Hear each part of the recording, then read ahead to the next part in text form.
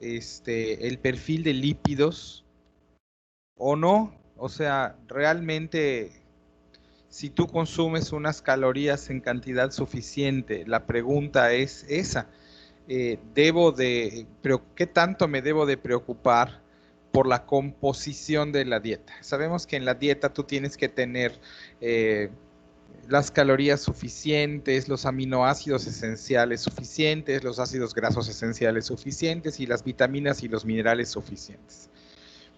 A grandes rasgos y en el contexto de un metabolismo satisfactorio, pues sería razonable que la exigencia no va mucho más allá de eso.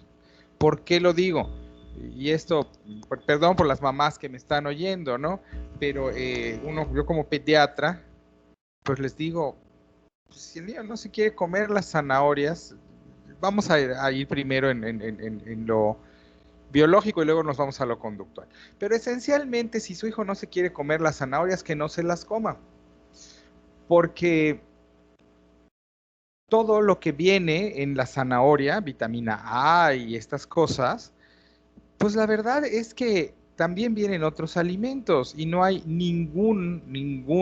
vuelvo a decir, ningún alimento, ni la leche en el lactante, ningún alimento que sea esencial. Todos son opcionales porque estamos en un contexto en donde no hay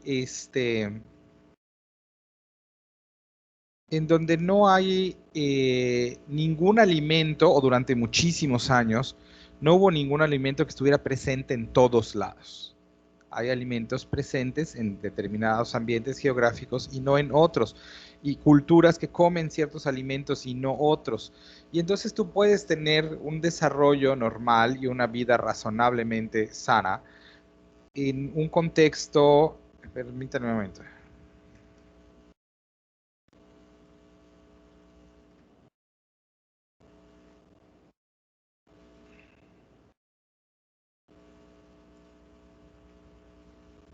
Denme un minuto, estoy resolviendo una crisis.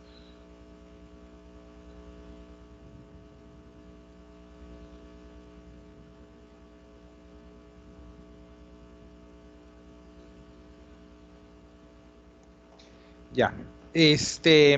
No hay ningún alimento que sea esencial, o sea, que esté ubicado en todos lados y por lo tanto tú podrías tener una vida normal si te alimentas con una dieta esquimal del norte de Alaska, que esencialmente tiene hígado de foca y pescado y poquísimos vegetales la mayor parte del tiempo.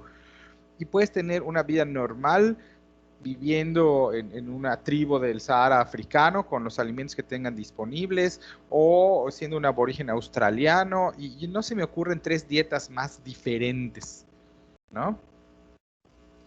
Pero son dietas sumamente diferentes, ¿no? Y sin embargo, se logra de manera tal que la lógica que ustedes tienen que tener, y esto se sale de lo que estamos viendo, pero tiene que ver con alimentación y de alguna manera llega a trabajar obesidad, es con las calorías suficientes, con los aminoácidos esenciales suficientes, con los ácidos grasos suficientes, con un aporte suficiente de proteínas en general y con minerales y vitaminas suficientes. Y si eso viene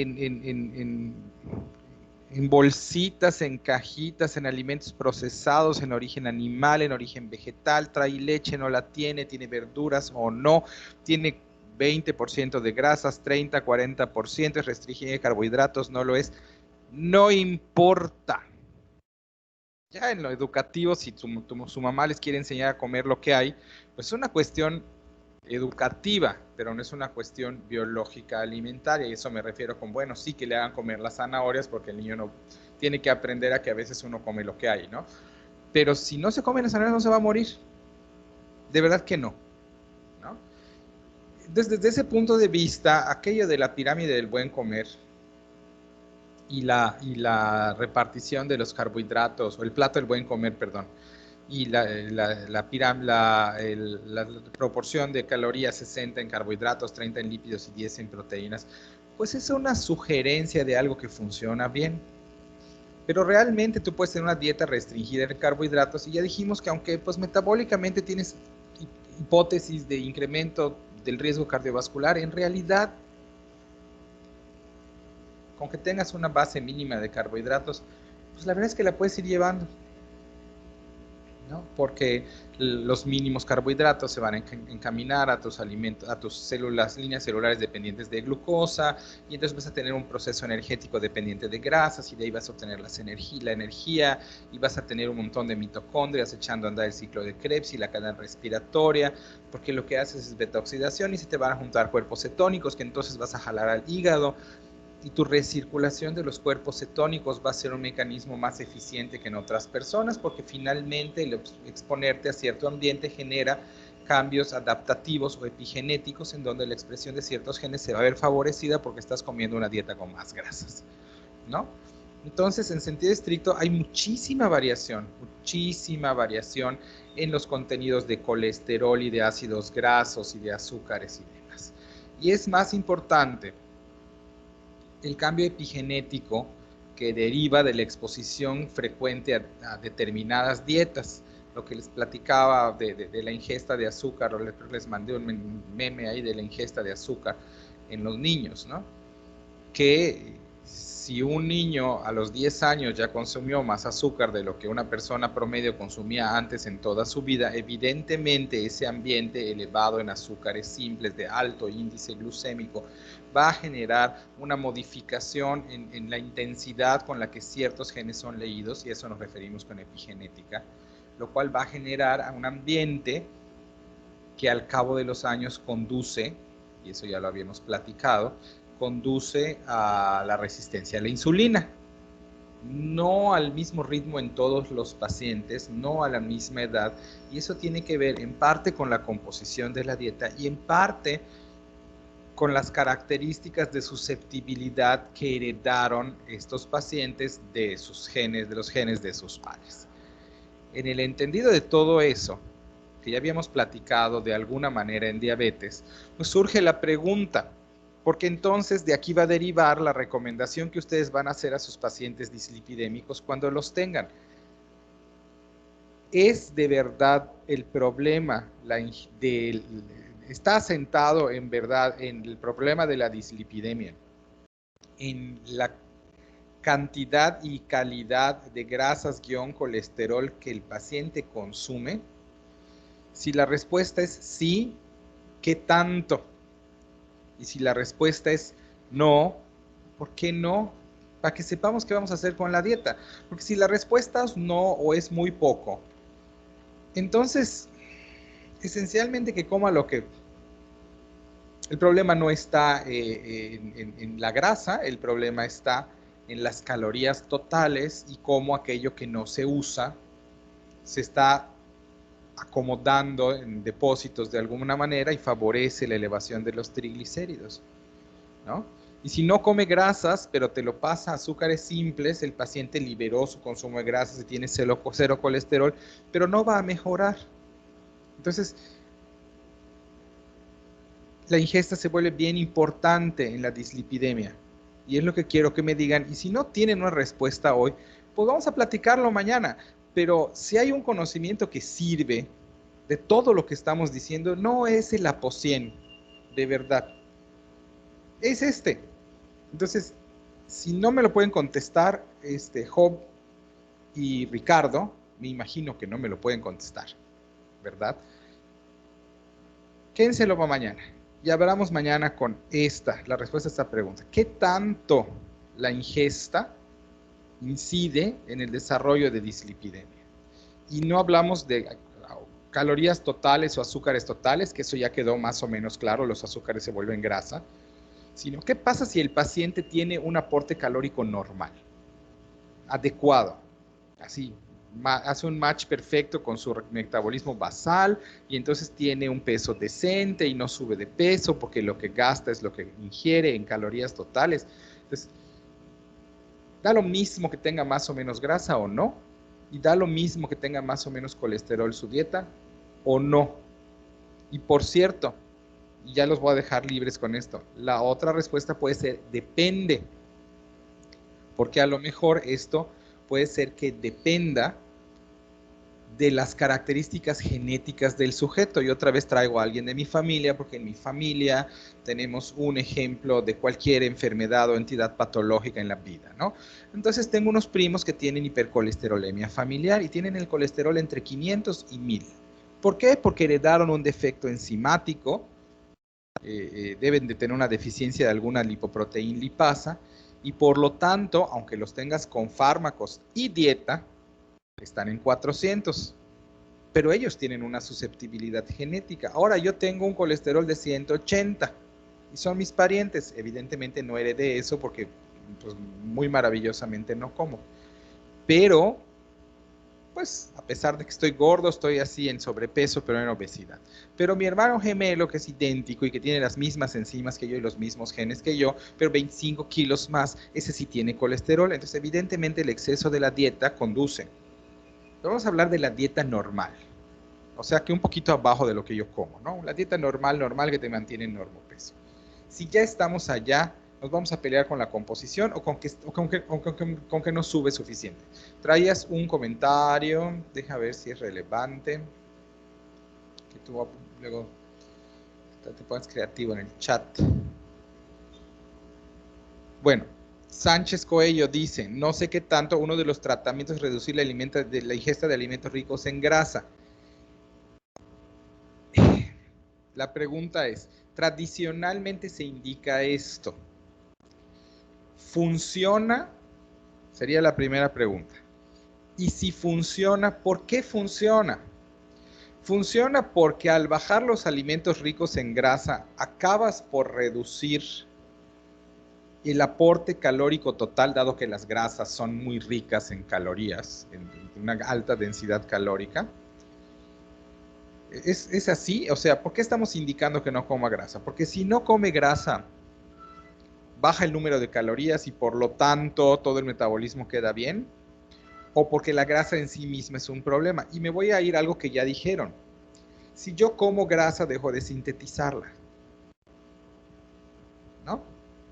Alguien me diga, si no, ya habíamos dicho esto, que alguien me diga. Sí, doctor. Sí, entonces, y si no como grasa, entonces la voy a sintetizar. ¿De dónde la voy a sintetizar? Ah, pues de los azúcares. Entonces, ¿realmente esa recomendación de que no coma grasa sirve? Esa es la respuesta que quiero mañana. Ya sé que se usa, Sánchez. Tengo mis dudas acerca de... No tengo mis dudas, pero quiero que ustedes tengan claro si sí o no y por qué. Y creo que no estamos ahí. ¿Sale? Para que no sigan necesariamente haciendo cosas solo porque alguien más las hizo antes que ustedes. Vamos a avanzar. ¿Quién sigue? Seguiría teóricamente Fabricio. ¿Tienes algo, Fabricio? Pues, o sea, referente a hormonas como leptina, adiponectina, bisfastina, no encontré nada realmente relacionado porque el problema se encuentra más que nada en la lipoproteína lipasa o en la lipasa sensible a la hormona que está afectada por la insulina, ya sea por si lo que produce la dislipidemia es diabetes tipo 1 o tipo 2, se ve afectado de diferentes formas, pero como tal No, en no, no, ojo. Uno puede tener dislipidemia sin diabetes. sí, es que Ciertamente hay son una varias formas asociación. de generarlos. Menciona que son las adquiridas o las secundarias que son que aparece por otra enfermedad, pero en sí no encontré nada relacionado a las hormonas como tal de la leptina o la adiponectina. A ver, permítanme un momentito. Es momento de la declaración anual.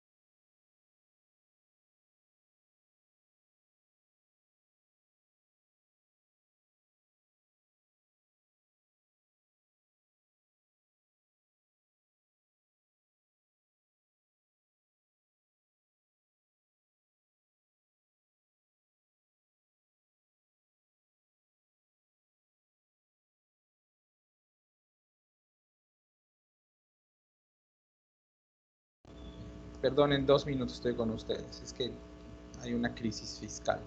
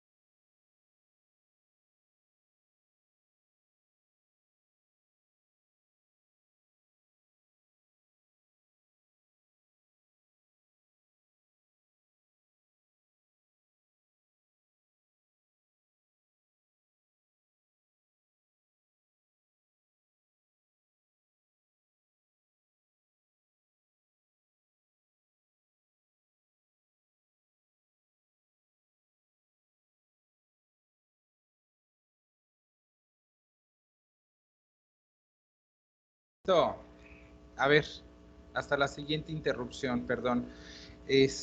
No encontraste entonces las hormonas del adipocito, dijiste.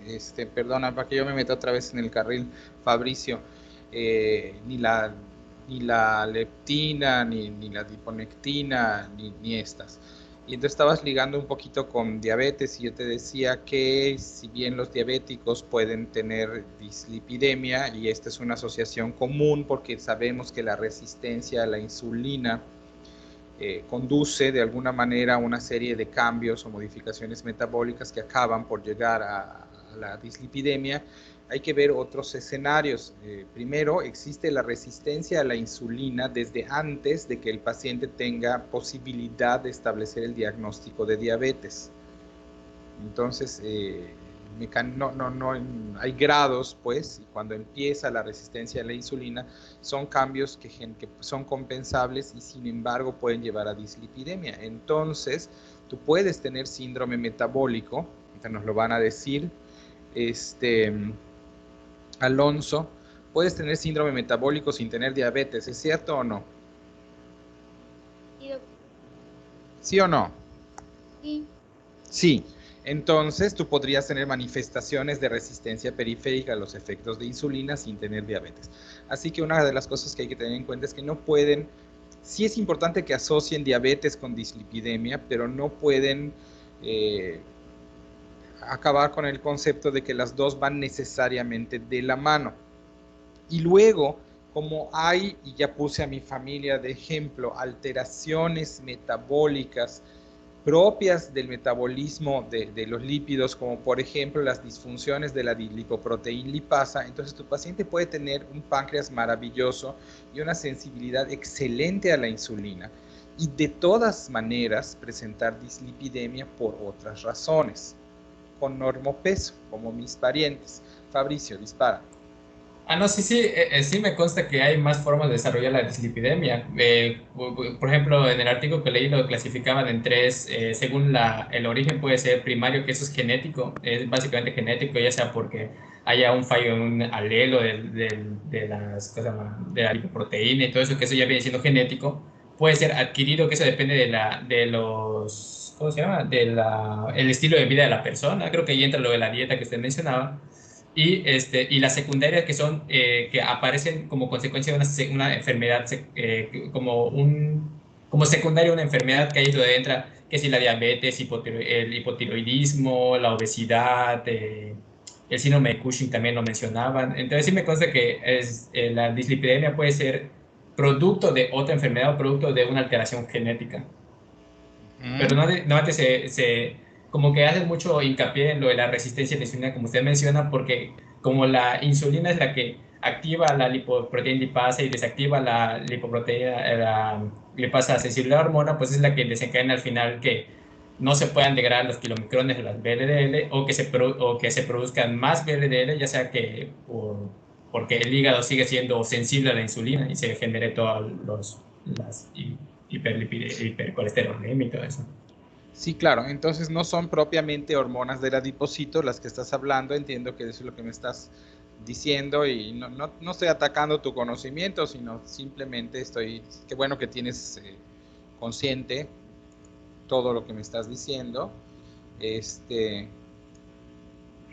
Pero no se mencionó, entonces yo lo que quería, bueno, es también tener la mención oigan, hay otras vías metabólicas, porque entonces además de los conceptos que tocamos ahorita hay que entender otros, ¿no?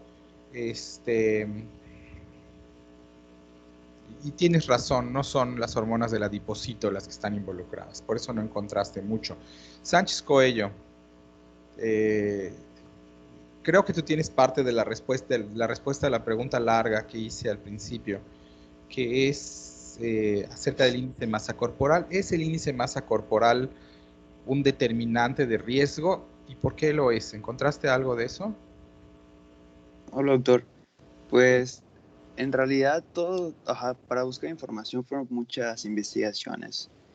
Leí como 4 o 5 y en las conclusiones siempre decían que el hecho de que un paciente esté en un índice de masa corporal normal, o sea, como normopeso, no le garantiza que tenga un perfil lipídico adecuado.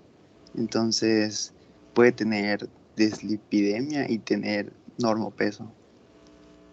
O sea, que por ende no lo libera o sea, puede tener obviamente riesgos cardiovasculares y todo. O sea, tener normopeso no significa que no puedas tener dislipidemia.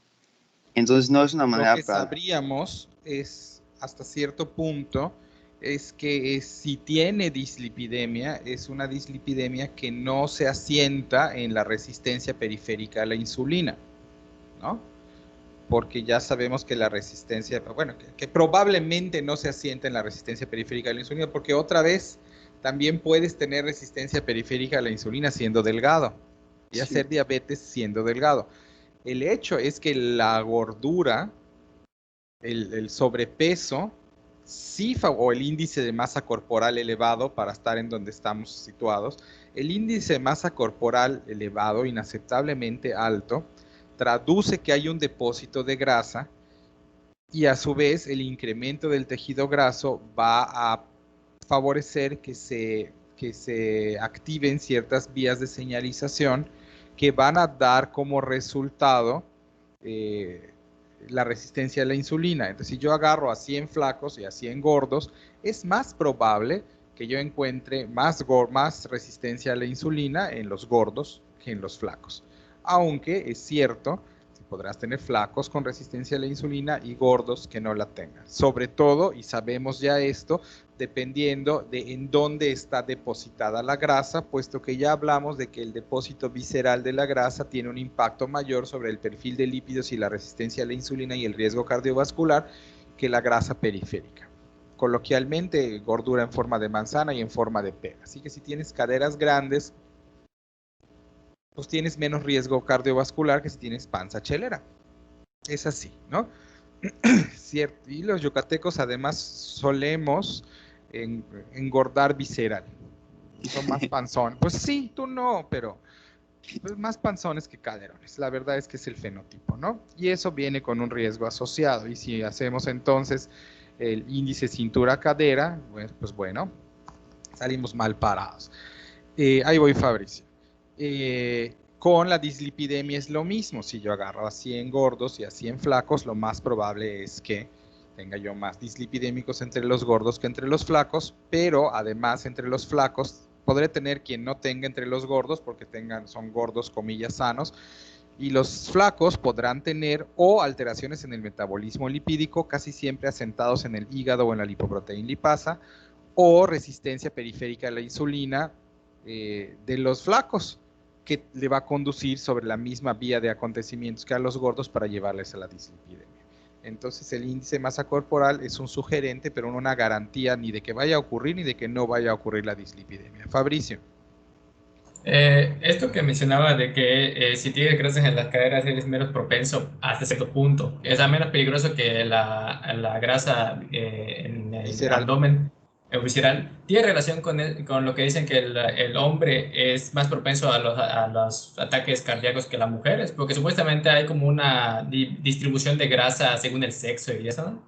Sí, sí, hay una, pero no es solo por la distribución característica de la grasa, sino el por qué en el hombre se distribuye de esa manera y por qué en la mujer se distribuye de otra.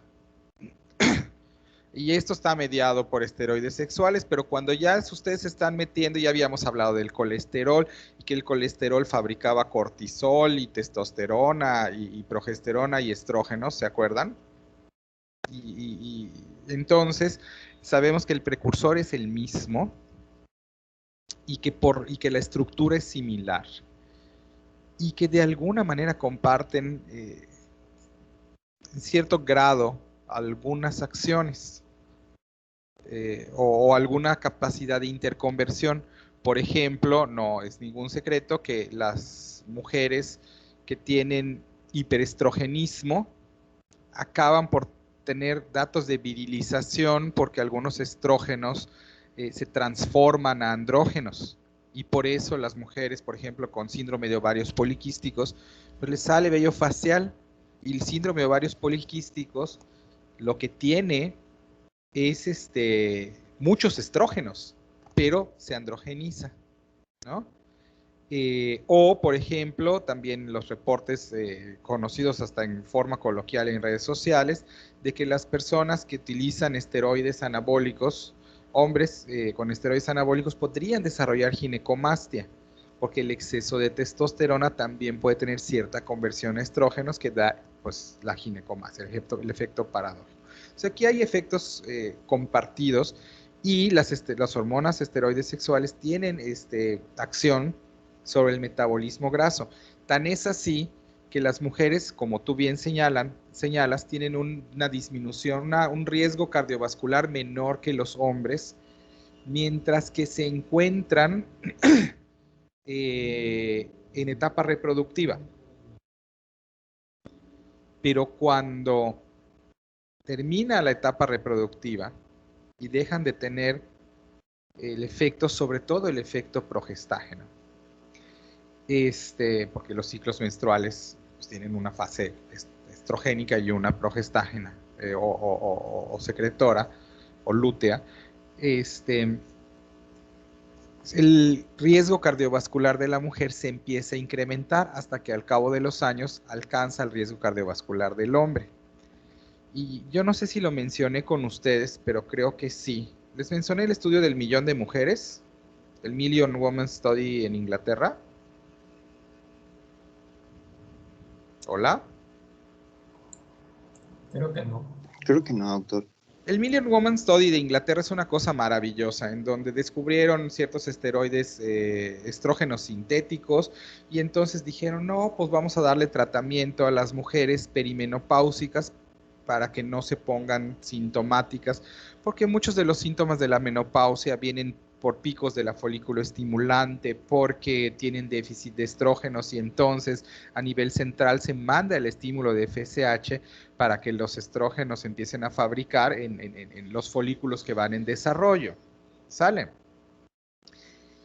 Y estos picos son los que dan los bochornos y los cambios de humor y tienen efectos en retención hídrica y causan resequedad de la piel y bueno, todo el cortejo sintomático de la señora menopáusica. Y otras cosas como como no hay estrógenos, entonces hay cambio de la mucosa vaginal y disminución del interés sexual y cambio en el depósito de calcio, incremento de riesgo de osteoporosis y hay como muchos efectos, ¿no?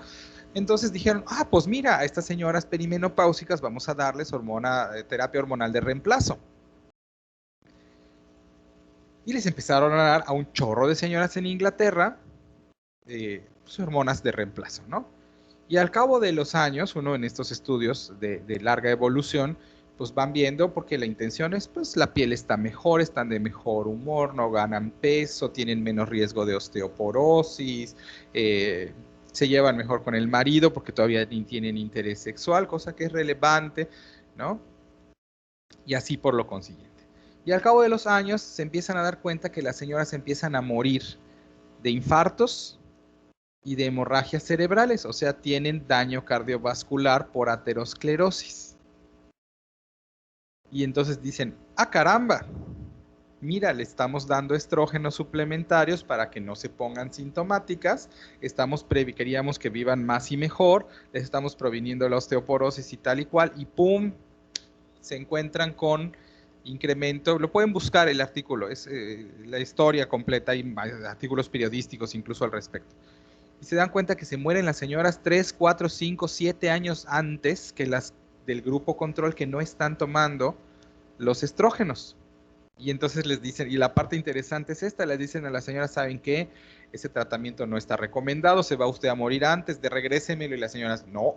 Oiga, le vamos a dejar el tratamiento. No, ¿dónde lo compro? Porque, y les explican, oigan, usted se podría morir, no me importa, porque las señoras acabaron prefiriendo, al suspender la hormona, se vuelve a prender el eje y se ponen sintomáticas, con bochornos, con cambios de humor, cansadas, débiles, con retención de líquidos, suben de peso y nada de eso les parece.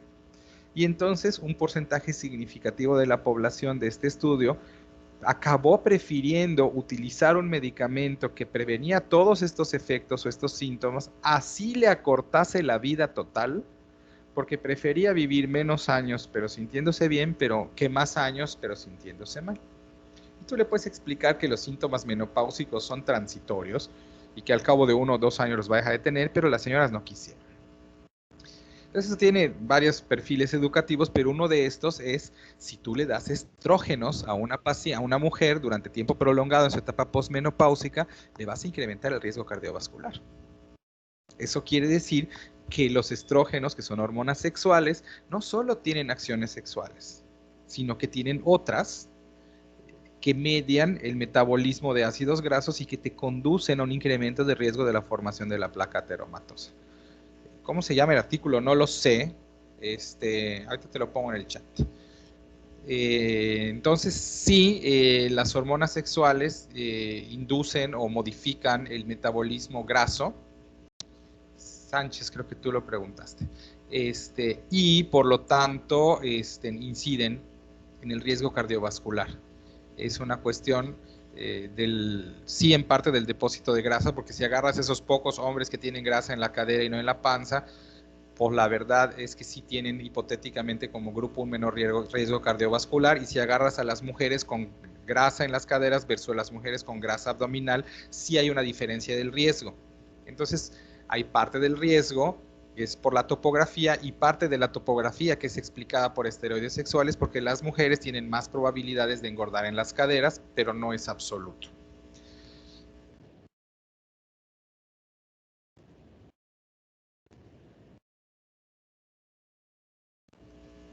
Sigues, Sánchez Gutiérrez.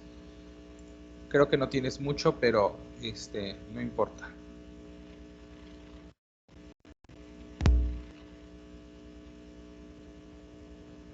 Maestro, creo que mi compañero se quedó sin electricidad. Pues nos lo Me mandó un brincamos mensaje. porque la tasa metabólica basal no tiene nada que ver. Lipogénesis de novo, aquí sí estamos hablando, Solís Chan.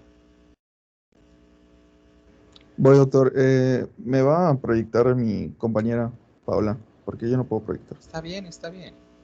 Perfecto.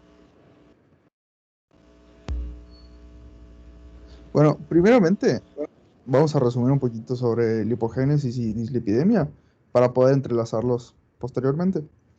Entonces tenemos que la lipogénesis va a ser una vía metabólica que se va a encargar directamente de convertir los carbohidratos que se consumen de la dieta en ácidos grasos por acción de la glucólisis anaerobia y del ciclo tricarboxílico. Esto pues, desde la degradación de la glucosa, claro. Pues esta vía se va a encargar directamente de almacenar y pues de generar energía de reserva en forma de TAG en el hígado y también en el tejido adiposo. Y va a producir VLDL, la cual va a funcionar, va a ser uno de los principales mecanismos o de los que más acción van a tener, ya que van a transportar hacia la circulación a lo que ahorita voy a mencionar en la dislipidemia. Y pues estos van a ser mecanismos transportados de lípidos y de colesterol en vasos, ¿no? Ahora dislipidemia.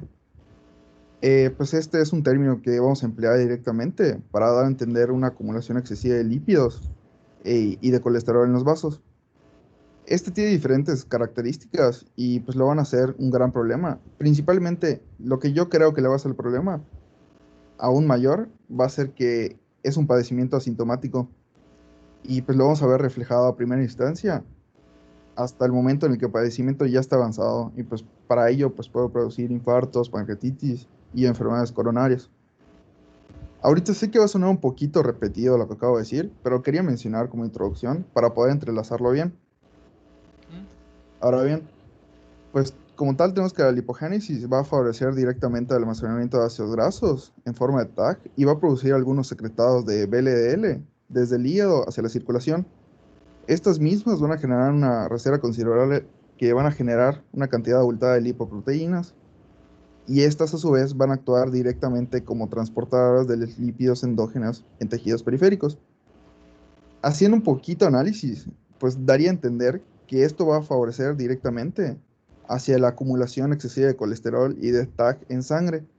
Y como podemos ver en la imagen, va a producir diferentes placas obstructivas en los vasos sanguíneos y va a generar uno de los principales problemas en la dislipidemia, la aterosclerosis. De hecho, si podemos ver en la imagen, pues se encuentra un vaso y tenemos las lipoproteínas, principalmente la de la derecha, la que se ve más grande. En el centro podemos ver el colesterol, la porción lipídica y la porción proteica de la misma. Vemos cómo se encuentra pegada y abultada hacia la pared del vaso. Entonces, pues eso es uno de los principales factores que tiene esto. Ahora, la pregunta que tengo, que es la que tenemos desde el principio, mira, tú pones allá, la principal solución en la dislipidemia es la adecuada alimentación, ejercicio y prescindir del tabaco.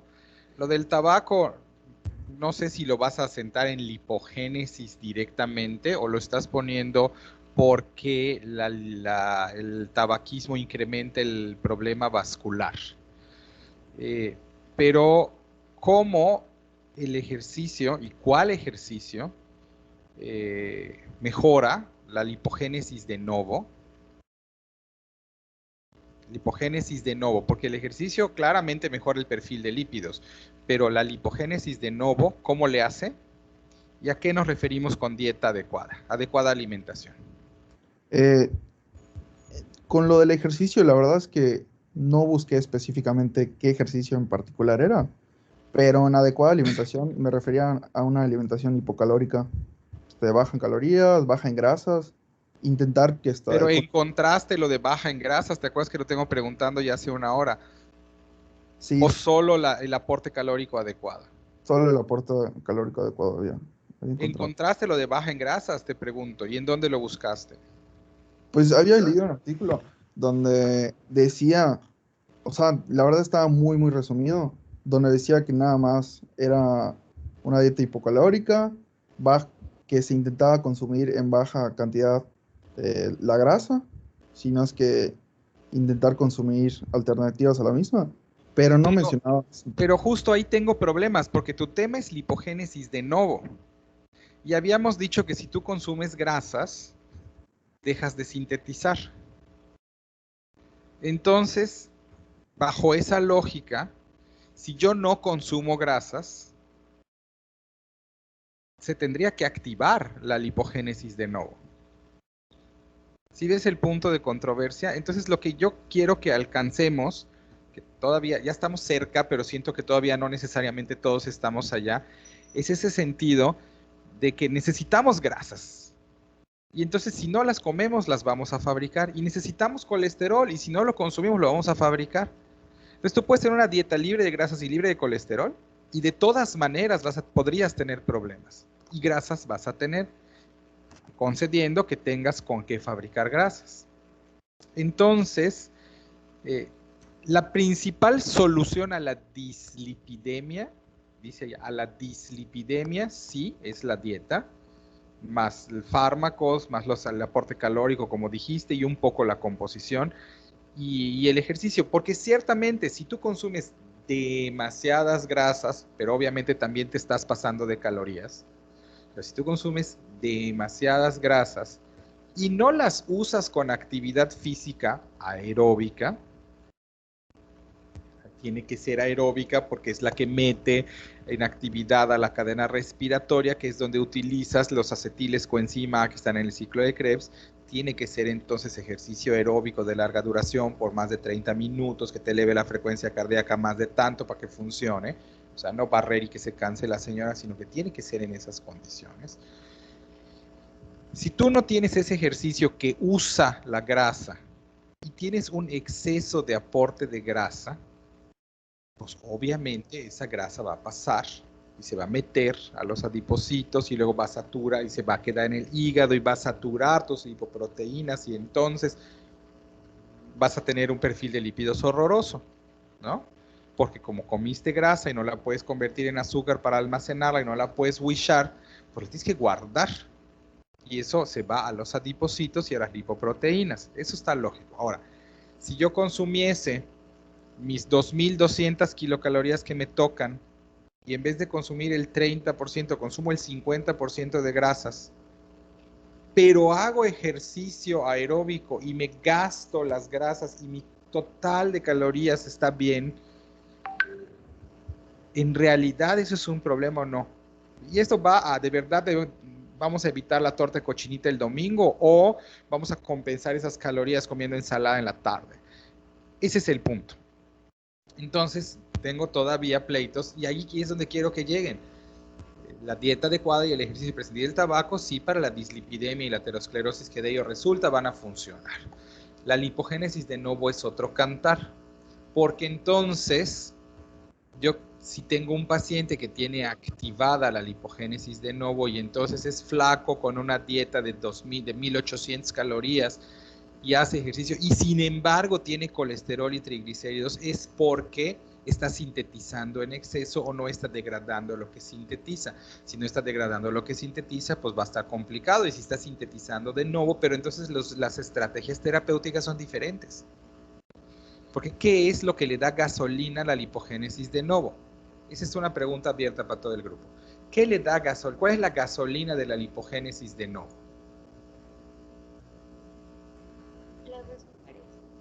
No oigo, acércate al micrófono, estoy en máximo. Los carbohidratos. Los carbohidratos. Claro, este es el tipo de cosas que qué bueno que está quedando claro. Los carbohidratos. Ese es el problema, en la mayoría de los casos. Entonces, ojo con la recomendación, porque el que no come grasas va a comerte carbohidratos. ¿Saben por qué? Porque el sistema de regulación del hambre y saciedad que se encuentra a nivel cerebral en el núcleo arcuato tiene una precisión milimétrica de cuántas calorías vas a consumir para mantener el peso que tienes. Y acuérdense que vimos que el balance llega hasta un 99% de precisión y es tan preciso como menos de 25 calorías cuando uno saca el promedio a lo largo de los días, en función de lo que se gasta y lo que se ingiere. Entonces, si tú le dices a este paciente, pero usted no puede comer ni nada de grasa, entonces va a buscar su requerimiento calórico en los carbohidratos, porque va a seguir teniendo la señal porque no está cubriendo su demanda. Acuérdense que aquí involucran las señales intestinales y la señal de la grasa y los receptores de insulina, y hay un proceso central y un proceso hormonal. Todo esto ya lo platicamos, ¿no es cierto? Entonces, si el paciente me consume las mismas calorías totales y se las está escabechando en carbohidratos y no se los gasta, lo que va a pasar es que los van a meter al hígado y van a fabricar ácidos grasos porque ya no caben como glucógeno, que van a circular, y el perfil de lípidos va a estar horrible. De todas maneras. Y si yo tengo ya activa la síntesis de novo, lipogénesis de novo, y no puedo hacer mucho para controlar la lipogénesis de novo, o doy fármacos o gasto los lípidos que fabriqué. ¿Sí ven el punto? Entonces el centro, hay que entender que es una cuestión de síntesis y consumo y de encontrar el balance. Entonces el centro de la terapéutica tiene que incluir actividad física aeróbica, que es la que va a utilizar como gasolina a los ácidos grasos disponibles para meterlos a la beta oxidación y el ciclo de Krebs y cadena respiratoria. Entonces, eso es parte integral de la recomendación: actividad física supervisada que eleva la frecuencia cardíaca hasta el punto de consumo aeróbico en forma sostenida por lo menos durante media hora. Porque si no cumple esas condiciones y se cansa y descansa y se cansa y descansa y se cansa y descansa, no va a lograr el mismo efecto.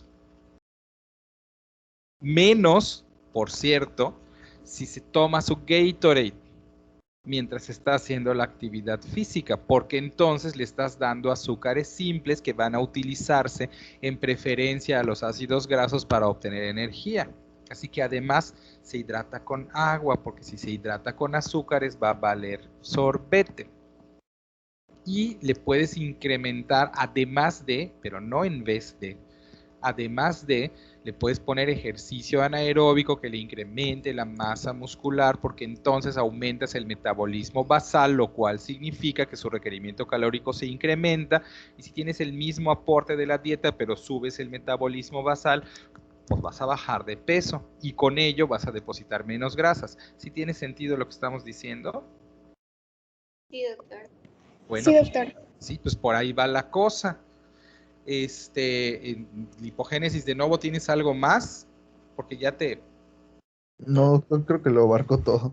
Pues ya te cacheteé, pues sí, pero eso es lo que hay que entender. Entonces, lo que tú pones, sí, de la placa, siempre son conceptos útiles. Nada más yo les redirijo la atención a cómo se usa. Me interesa mucho que ustedes tengan claros cómo se usa la información. Absorción intestinal de lípidos. Dime que vas a hablar, ojalá que te hayas tropezado con el Orlistat. No, doctor. Bueno, lo que encontré, a ver, ahorita el proyecto. Alguien busque Orlistat. Bueno, lo que encontré es como lo típico, ¿no? O sea, al haber una de las causas como de la dislipidemia, pues estilo de vida inadecuado, como una dieta hipercalórica y un estilo de vida donde hay mucho sedentarismo y así, pues va a haber una mayor biodisponibilidad de lípidos a nivel del lumen intestinal y pues por lo tanto va a haber una mayor absorción. Lo que sí encontré es que estaba leyendo un artículo del rol del enterocito en la dislipidemia de la diabetes mellitus tipo 2. Entonces, pues vamos, o sea, sabemos que la insulina va a regular la síntesis de kilomicrones del enterocito, o sea, evitando que el enterocito como que o se dé una mayor producción, una hiperproducción de kilomicrones, ¿no? Entonces, en un estudio que se hicieron de hámsters insulinoresistentes, después de la administración de fructosa, se evidenció que había un aumento de la estabilidad de ApoB48, que es la proteína del kilomicrón, y un incremento en la síntesis y secreción de lipoproteínas. Entonces, se vio que gracias al factor de necrosis tumoral, que interfiere con la señalización normal de lo que es la insulina a nivel intestinal. Y pues sabemos que este factor de necrosis tumoral alfa está incrementado en sujetos obesos y sujetos con resistencia a la insulina. Y pues sabemos que es una citocina proinflamatoria, ¿no? Entonces, estos anteriores hallazgos permitieron como que podamos inferir que la inflamación podría ser en parte la responsable de la resistencia a la insulina a nivel intestinal y por lo tanto constituir la base fisiopatológica de la dislipidemia postprandial que se encuentra pues en estos estados de insulinoresistencia. Y fue lo más que encontré, doctor. No busqué lo de Orlistat. Pues fue lo que tenías que encontrar. No fue lo que tenías que encontrar, ¿no? O Ok. sea, hay un efecto de resistencia a la insulina a nivel intestinal que da como resultado una mayor absorción de triglicéridos y de colesterol en forma además más eficaz, porque como no se está utilizando la glucosa, se percibe, digamos, esta señal como una necesidad de fuentes alternativas de energía, lo cual empeora el perfil de lípidos, ¿no? En el resistente a la insulina. Es lo que estás diciendo, ¿no es cierto? Exactamente. Ahora, el Orlistat ya lo encontraron. El Orlistat es un medicamento que hace como 20 años surgió al mercado, sigue comercializándose. Y es un inhibidor de la lipasa a nivel del lumen intestinal. Y entonces, como para que tú absorbas, tienes que de alguna manera fraccionar o digerir las moléculas de grasa. Ahí está. Te disminuye la absorción de los triglicéridos de cadena larga, porque los triglicéridos de cadena larga tienen que cortarse para que puedan meterse a las células intestinales, ¿no? Entonces se inhibe la lipasa pancreática, se deja de absorber los triglicéridos de cadena larga, se quedan en el intestino y por lo tanto no se pueden absorber. Esto quiere decir, las células intestinales dependen del proceso enzimático intraluminal de la lipasa pancreática intestinal para que se traduzcan las grasas de la dieta en grasas absorbibles, y una vez que eso pasa hay un transportador, hay un mecanismo transportador que a su vez puede verse favorecido o intensificado en circunstancias de incremento de factor de necrosis tumoral o de resistencia a la insulina, que van a lograr entonces que los triglicéridos y el colesterol de la dieta entren a la circulación.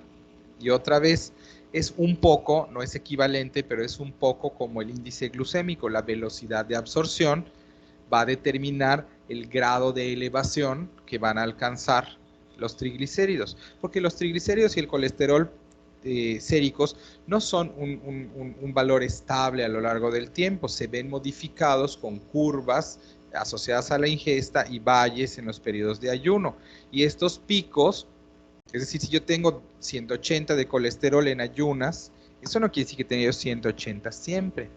Cuando coma, voy a tener una elevación de colesterol y de triglicéridos que luego van a bajar. Y mientras están altos, si tengo lesión endotelial, podría darse el fenómeno de formación de la placa ateromatosa, porque mis picos en la dieta están favoreciendo ello.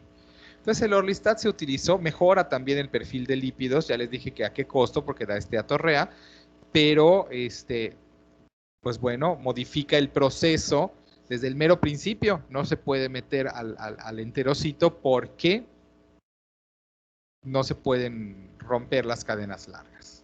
Es un fármaco interesante desde ese punto de vista. Entonces ahí está, se encontró todo lo que había que encontrar. ¿Alguien tenía algún comentario adicional?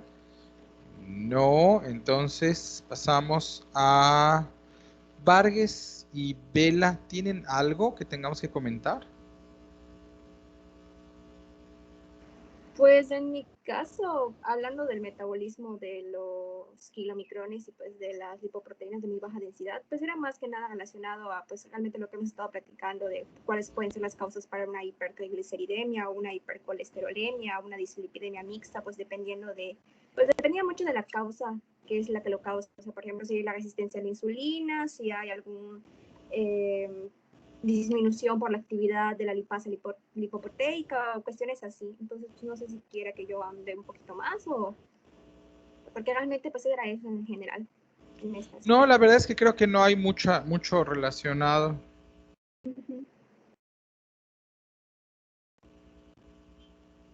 Vela, ¿tenemos algo con la proteína, el SRBP?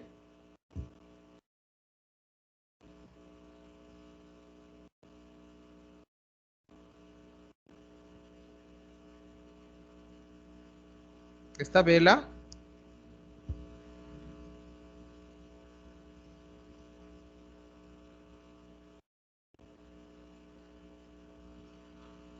No está Vela, ¿verdad? Dejen ver. No, no está. Paola Aguilar. Pues con respecto a lo del transporte inverso del colesterol, pues solamente lo busqué como que relacionado a la resistencia a la insulina y la inhibición de la lipasa sensible a hormonas. O sea, prácticamente era pues todo lo que conducía a que se forme la placa dermatosa. Realmente no encontré mucho, solamente que el transporte inverso pues está disminuido. Pero, El transporte inverso del colesterol está disminuido.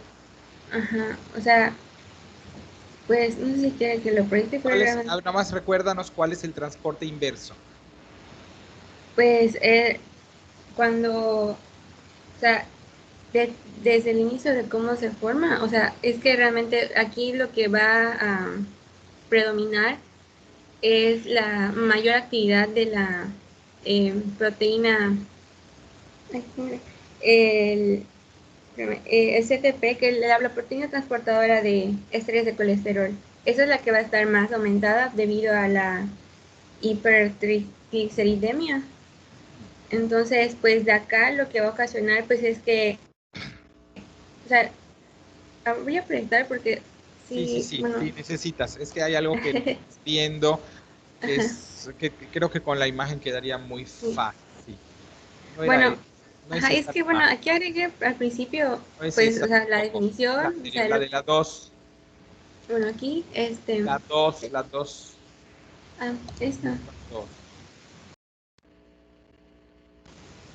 Entonces no es la que tú pusiste, es la que puso alguien No, más, pero no, es esta. es que lo que habían dicho, no es que presentaron otra que era más didáctica para este punto. Lo que ustedes habían dicho como grupo es que la grasa se forma en el hígado y entonces se incorpora a las lipoproteínas en forma de lipoproteínas de muy baja densidad, y esas proteínas es el transporte de ida, ¿no? Se van a la sangre y de ahí entonces pasan por las células que tienen en su membrana lipoproteína lipasa, que entonces van sacándole grasa a tus moléculas para incorporarlas para lo que necesiten, los adipocitos para engordar, ¿no? El transporte reversa es cuando tú le extraes los ácidos grasos a las lipoproteínas y tienes lipoproteínas de alta densidad que son más pequeñitas. Esas son las que regresan, esa es la reversa, al hígado para volverse a cargar. Así lo entendimos, ¿no? Sí. Entonces, evidentemente, si todo el mundo está pletórico de grasas, pues las lipoproteínas no se vacían. En dislipidemia vas a tener un déficit de proteínas, de lipoproteínas de alta densidad, porque todas las proteínas son de baja densidad porque están supercargadas de grasita, y por lo tanto hay poca HDL disponible. Eso va a hacer que tengas hasta kilomicrones circulando, o incrementes la síntesis de lipoproteínas, como ya no tienes transportadores, o todos están saturados, y no hay nadie que vaya a buscar más grasa de la que está haciendo el hígado. Ojo con esto. Tengo 100 de colesterol y poquitas, tengo HDL y LDL, y ahí voy haciendo mi recirculación normal. Entonces tengo mi síntesis incrementada de grasa porque comí mucho azúcar, o mi aporte calórico excesivo, o no puedo deshacerme no importa, como un montón, no sé. Y entonces empiezo a incrementar mis lípidos. ¿Qué es lo que va a pasar? Se van a saturar mis lipoproteínas y voy a tener un perfil con incremento de las lipoproteínas de menor densidad. ¿Me van siguiendo hasta aquí? Sí. Para Sí, que doctor. el hígado, como yo sigo comiendo mucho, pues sigue fabricando ácidos grasos y colesterol. Pero no los puedo poner en ningún lado porque mis transportadores no se han vaciado. ¿Qué voy a hacer entonces? Pues fabricar lipoproteínas para poder poner la grasa en algún lado. Y eso es lo que va a incrementar mi colesterol total. Si me van siguiendo, voy a tener más colesterol total porque fabriqué más lipoproteínas para poder acomodar todas las grasas que estoy sintetizando y puedan ser transportadas. Y si eso no es suficiente, voy a empezar a depositar grasa en mi hígado. Que acuérdense que cuando está un tiempo se esterifica. Y ojo, porque la esteatosis hepática es un factor de riesgo para cirrosis hepática. Y esa paciente se puede morir de insuficiencia hepática porque puso grasa en el hígado, porque comió de más durante mucho tiempo. ¿Ok? Y esto es interesantísimo también. Pero entonces, ya si yo empiezo a hacer actividad física y empiezo a consumir mi grasa, va a mejorar mi perfil de lípidos. Al principio, porque se van a liberar espacios en las lipoproteínas, porque estoy usando la grasa. Y entonces, pues mi colesterol total podrá estar aumentado, pero mi HDL va a empezar a subir. Lo cual no implica más que se desocupó espacio en las lipoproteínas, lo cual permite vaciar al hígado y eso está padrísimo. Y si esto se mantiene el tiempo suficiente, pues ya no vas a necesitar tantas lipoproteínas y entonces tu colesterol total va a empezar a bajar. ¿Tiene sentido lo que están escuchando? Sí, sí, doctor. Bueno, pues esa es la interpretación de la información que estás dando, ¿no? Así es como más o menos lo pueden acomodar para que les haga un poco más de sentido, ¿no? Entonces esto es lo que pasa, el transporte reversa pues no se puede dar si no hay lipoproteínas libres. Síndrome metabólico, Mari Carmen, ¿vas a decirnos algo más? Pues no realmente, porque, o sea, la hipertrigliceridemia es parte del síndrome metabólico, o sea, no es que el síndrome metabólico en sí vaya a causar la hipertrigliceridemia. Y es lo mismo, o sea, de que se relaciona con la resistencia a la insulina y que porque la resistencia a la insulina va a llevar a un aumento de la secreción de VLDL y se van a producir todavía más triglicéridos. Entonces, pues nada más es eso, que se va a afectar el LDL y el HDL y los triglicéridos y pues o sea, no hay nada nuevo, creo. Ya se dijo todo. No hay nada nuevo. Sí, es correcto. Anduaga, creo que tú sí vas a tener algo, vamos a ver.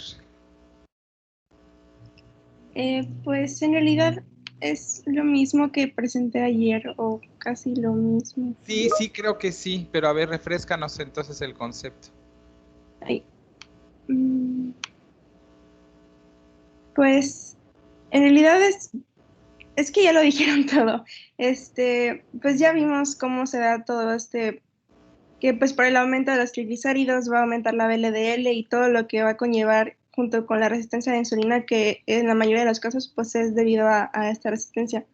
Entonces, solo pues otra vez empezamos con el hecho de que es algo que se da, pues bueno, que va a promover a la aterosclerosis y que se da más que nada por este aumento de LDL que se oxidan y que generan que los macrófagos ay, se me fue la palabra, lo almacenan. A ver, espérate, esto que tú tienes aquí abajo, se debe consumir menos del 8% de las calorías en forma de grasas saturadas, aumentar el consumo de grasas monoinsaturadas y bajar el consumo de colesterol a menos de 200 miligramos al día. ¿De dónde salió?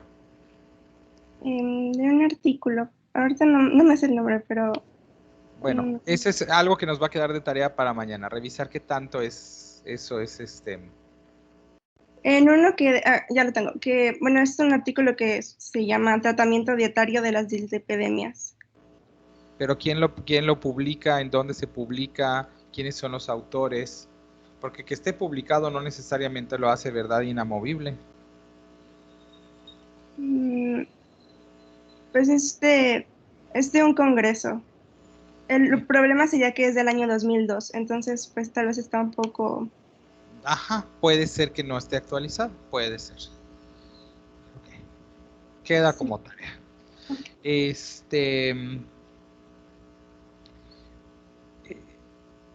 ¿Cómo el metabolismo de triglicéridos contribuye a la dislipidemia? ¿Se puede entorpecer o disminuir o algo? Pues es que yo lo relaciono más que nada igual con resistencia porque hablaba de que las causas, pues ya las mencionaron, ¿no? Podían ser genéticas por problemas de la lipoproteína lipasa que no degradara los triglicéridos de las lipoproteínas. Entonces, pues es lo que, no sé si hay más de lo que mencioné en la clase pasada, de que va a haber una menor lipólisis en cuanto a por las lipoproteínas lipasas y también por la resistencia a la insulina puede haber mayor lipólisis en los adipocitos que promueve la liberación de triglicéridos y la liberación de triglicéridos promueve el aumento de VLDL en el hígado, pero no sé si hay algo más. No, no. Creo que estamos claros con eso, ¿no? Es por allá. Yo creo que lo único extra que podríamos contribuir son los en ciertas presentaciones de dislipidemia son las alteraciones metabólicas constitucionales. Cuando alguien trae un error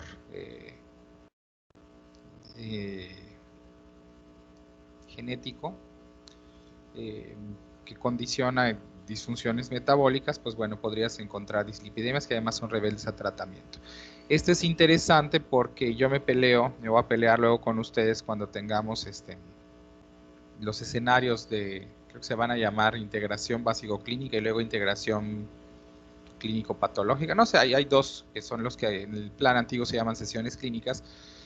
Yo siempre me he peleado luego con los internos y con los residentes porque hacen sus historias clínicas y llenan un formato y hacen siempre las mismas preguntas y nunca son reflexivas de para qué va a servir la información.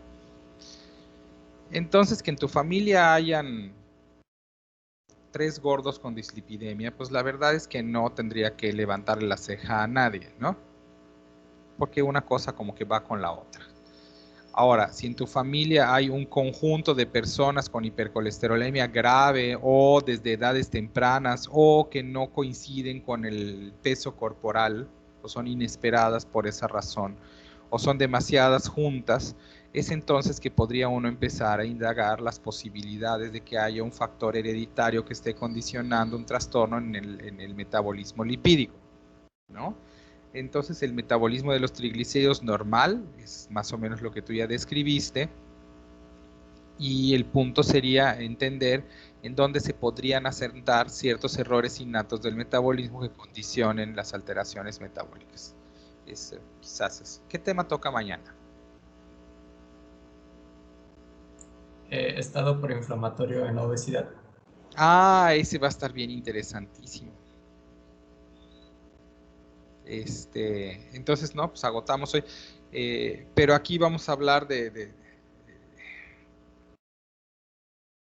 realidad mañana vamos a hablar de cómo la obesidad genera los daños que genera, ¿no? Y ya mencionaron algo de estados proinflamatorios y factor de necrosis tumoral y de cómo esto está creando o favoreciendo la resistencia a la insulina y la absorción de grasa. Mañana vamos a abundar en eso. Ok, microbiota, Aranda, para que ya terminemos. A nadie le gustó la caricatura que subí, qué mal. Ahí voy.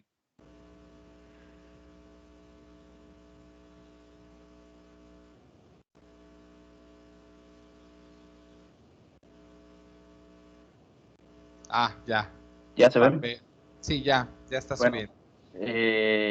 La verdad es que encontré bastantes cosas interesantes. Incluso ahorita, mientras mencionaban todo esto de a qué se refería con una dieta balanceada y todo eso, también comencé a sacar algunas deducciones. Pero esto que tengo acá en la diapositiva lo saqué de un artículo que es curioso porque era de cómo prevenir enfermedad cardiovascular a partir de, por ejemplo, problemas de dislipidemia, alto perfil de colesterol. Y lo relacionaban mucho con la microbiota porque era un artículo de revisión donde las conclusiones eran que estudios en humanos han demostrado que lo que hemos visto, ¿no? La población bacteriana de la microbiota al mismo tiempo puede ser una causa para la propia obesidad y para el mal perfil de lípidos, pero al mismo tiempo puede ser una solución porque dependerá de la población de microorganismos que puedan tener estos efectos que disminuyan el colesterol. Bueno, aquí hablaban del colesterol, pero pues en general no tendría efectos para reducir los niveles de lípidos. Incluso pues en estudios en animales se ha demostrado lo mismo y lo relacionaron con otras enfermedades como el síndrome metabólico, incluso algunos mencionaban de diabetes, la propia obesidad, que tal es la población bacteriana, sobre todo la diversidad. No sé si lo mencioné ayer, pero mientras hay una mayor diversidad, la microbiota funciona de manera más óptima, sobre todo para prevenir enfermedades, ya sean infecciones por rotavirus, Escherichia coli, salmonella, etcétera, ¿no? Mientras hay menor diversidad, pues somos más propensos a otras enfermedades, sobre todo las infecciosas. Entonces, lo que nos proponía este artículo era que se esté estudiando la posibilidad de que alimentarse con una dieta rica en probióticos puede ser un tratamiento para reducir el colesterol en pacientes ya sea con dislipidemia, con obesidad, diabetes, etcétera, etcétera. Porque lo que hacían estas bacterias probióticas era que reducían la absorción del colesterol por pues, todos los mecanismos que vemos acá, ¿no?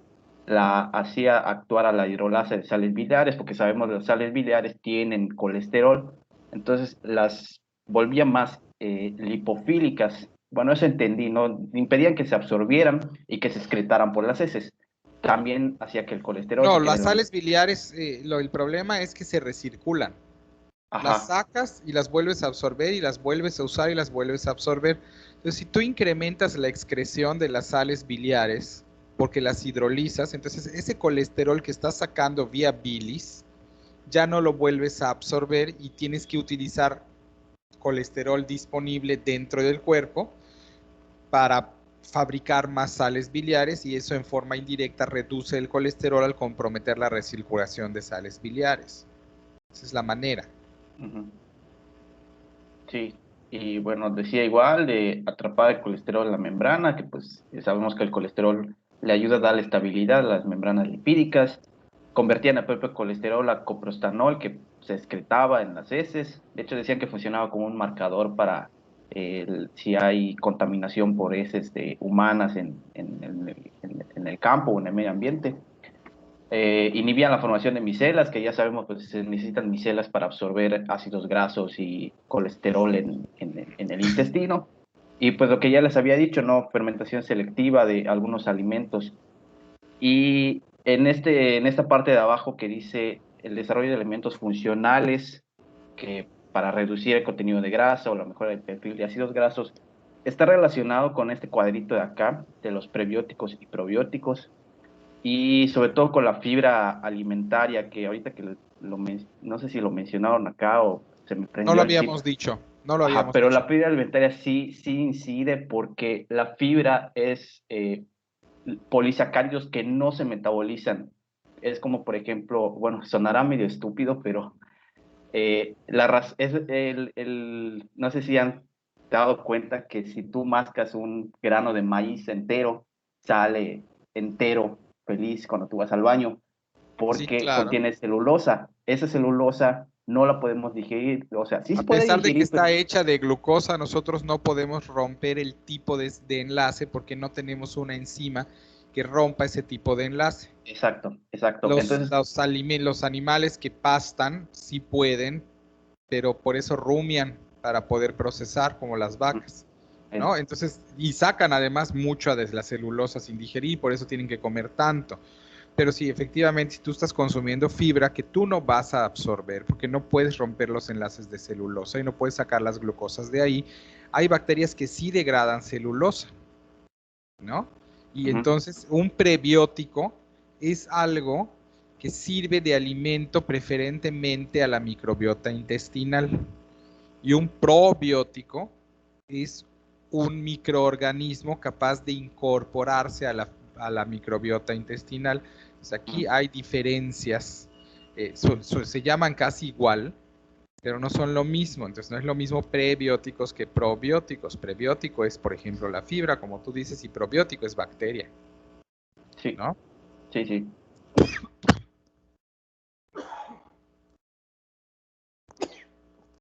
Síguele. Bueno, entonces el consumir fibra, pues técnicamente no tiene aporte calórico, porque, por ejemplo, no es lo mismo consumir 100 gramos de lechuga, que tiene un alto contenido de fibra, que 100 gramos de carne, que no tiene prácticamente fibra. Entonces, las repercusiones a nivel calórico van a ser diferentes. Por que eso si, el por ejemplo, aporte calórico de tu lechuga es mínimo. Ajá, exacto. Entonces, por eso se dice, bueno, se recomienda una dieta balanceada, pero eso se referencia a consumir muchas verduras, mucha hortaliza, hojas verdes. Entonces, no, pero ya no estamos hablando de que si los vegetales dan carbohidratos o no, sino si son simples o complejos, si son absorbibles o no absorbibles, Ujú, cuál es la cantidad de fibra de la dieta. exacto. Porque aunque para ti no se va a contabilizar como calorías, para la microbiota intestinal sí se va a contabilizar como alimento. Y tener una microbiota intestinal sana, llena, porque además si yo no como fibra, pues las bacterias que procesan la fibra pues no están muy alegres. Pero si yo consumo mucha fibra, estas van a prevalecer y entonces tener una microbiota rica en bacterias que consumen fibra resulta conveniente para la diversidad de la microbiota intestinal, lo cual a su vez mejora el perfil de lípidos. Sí.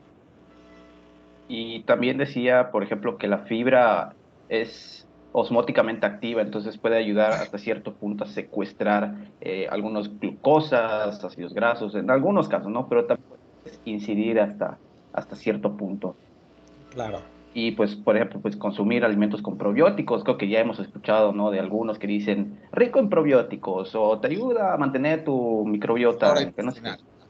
Entonces, pues sí sirve en realidad, solo que mucha gente no sabe a qué se refiere, pero sí Bueno, funciona. pero las fuentes tienen que ser bacterias no sensibles tradicionalmente a antibióticos y no Ujú. patógenas para que funcionen, que se Sí, queden sí, en la sí. microbiota intestinal. Entonces, por ejemplo, yo creo que todavía estarán enterados, ya tiene algún tiempo girando este boom de la kombucha y el kéfir y estos superalimentos, comillas, ¿no? Entonces, luego lo de los superalimentos tiene que ver con una interpretación un poco liberal del alcance de la dieta, pero ciertamente sí funcionan. Y no es lo mismo el yogur industrializado, por ejemplo, que solo tiene un tipo de bacterias, a que tú tomes tu Yakult, que tiene otras bacterias, bifidobacterias, que van a ser diferentes y que se van a ir a tu microbiota intestinal, a que tú consumas, por ejemplo, el yogur de búlgaros, el que no sé si Así es. saben ustedes, ese tiene un chorro de bifidobacterias y entonces eso mejora tu microbiota intestinal o diversifica la microbiota intestinal, ¿no? Entonces, ese es el beneficio hipotético. Claro que si ya era muy diversa tu microbiota intestinal, echarte tu kéfir o tu kombucha no te va a llevar a ninguna parte. Y si no viene acompañado de una alimentación apta para las bifidobacterias que estás incorporando, pues tampoco te va a llevar a ninguna parte, lo cual me lleva otra vez de regreso al punto con el que abrimos. No alcanza con un alimento para resolver todos los problemas, tiene que ser una combinación. Y a grandes rasgos, mientras más variada la alimentación, mejor, siempre y cuando se mantenga en los lineamientos del aporte calórico, de los requerimientos de elementos esenciales y del contenido de fibra que acabas de decir, ¿no? Sí, Sí, sí. también interesante. Y hay quien ha utilizado incluso o ha hipotetizado con el uso de microbiota sana que tú puedes obtener y meter en cápsulas para dárselas a alguien más. Lo cual suena descabellado porque sería como tratar a alguien con popó, pero sí se puede hacer. Porque, por ejemplo, y ya tuvimos una interna hace como 2 o 3 años que casi se nos muere de colitis pseudomembranosa. La colitis pseudomembranosa es dada por una bacteria que se llama Clostridium difficile, que prolifera en pacientes que tienen uso de antibióticos de amplio espectro que eliminan un porcentaje significativo de la microbiota intestinal y entonces esta bacteria se queda sin competencia, empieza a reproducirse en el intestino y crea una diarrea horrible con lesión del intestino, con pérdida de proteínas, con sangrado que progresan a choque séptico y casi que el 40% de los que se ponen sintomáticos se mueren. Pues está internado, no se murió. Y es un argumento pues, interesante en contra del uso de antibióticos. Y yo he tenido, pues como tengo pacientes que usan muchos antibióticos de amplio espectro porque son inmunocomprometidos, porque yo me dedico básicamente a leucemia en niños. Hemos tenido casos de estos y se pueden poner horribles. Bueno, ¿cómo llegué a esto? Esto se previene, o sea, deriva del uso irresponsable de antibióticos. Entonces, una cosa que se ha utilizado, un uso de los probióticos, es en pacientes que van a recibir antibiótico de amplio espectro, se recomienda la administración de probióticos antes del uso del antibiótico para que cuando barras la flora intestinal le des a alguien que la llene, para que el paciente no acabe teniendo circunstancias donde proliferan bacterias patógenas. Entonces hay usos bien interesantes y lo de la microbiota intestinal es buenísimo. Y parte del tratamiento de la colitis pseudomembranosa en entornos experimentales que ha tenido éxito es repoblar la microbiota intestinal con microbiota intestinal humana de sujetos sanos. Entonces cuando dije, ¿puedes usar popó para tratar a alguien? Pues sí. Para que vean hasta dónde llega la ciencia cuando uno le sabe por dónde van las cosas. ¿Sale? Ok, doctor. Está interesantísimo lo de la microbiota, es todo un capítulo. Sí, hay mucho de qué decir de eso. Ahí les subí un artículo que va a servir de base para inflamación y obesidad. Y pues nos vemos mañana. Nos vemos, doctor, hasta mañana. Hasta mañana, doctor. Hasta mañana, doctor. Gracias. Doctor, gracias. Mañana, doctor, gracias.